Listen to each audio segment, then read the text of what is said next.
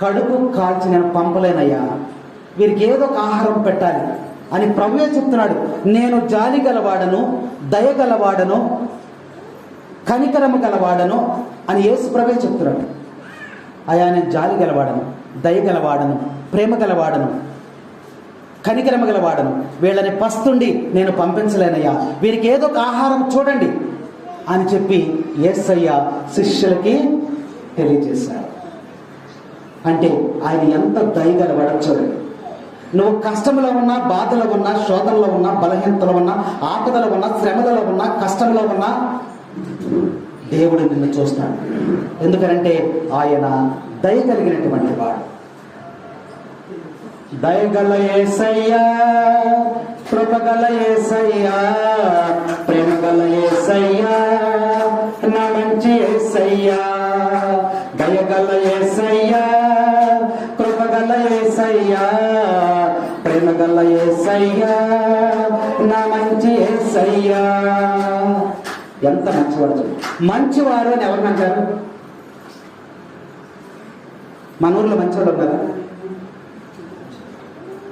దానికి చెప్పలేదు. పోనీ నువ్వు మంచి వ్యక్తి వల్ల దానికి చెప్పలేదు. మంచివారు అని ఎవరిని అంటారు? మంచి పనులు చేసేవారిని మంచివారు అంటారు. ఆ మంచి పనులు చేసేటువంటి వారు లోకంలో ఎవరయ్యా అంటే యేసయ్య.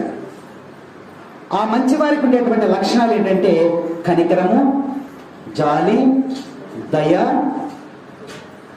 ఇంకేమన్నా అలాంటివి ఏమన్నాయా?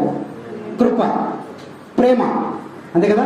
ఇవి కలిగినటువంటి వాడిని మంచివాడు. మనకు కూడా కొంతమంది మన ఊరిలో వీడు చాలా మంచివాడు అండి అమ్మ. ఎందుకంట వాడు చేసేటువంటి పనులను బట్టి వీడు మంచివాడు. అందుకని బైబిల్ గ్రంథంలో కీర్తనకారుడు 84వ అధ్యాయంలో ఏమి రాస్తుంది? ప్రభువెంత మంచివారో చవి చూచి తెలుసుకో మనసా.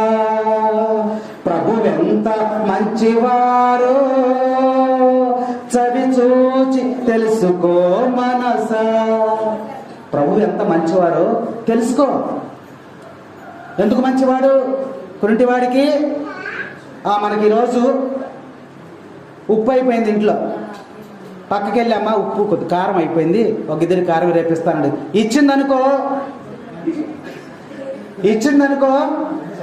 మీరు చెప్పండి అమ్మా, ఇచ్చిందనుకో మంచిదే, ఇవ్వలేదనుకో చెడ్డదేక, సమస్య లేదు అందులో.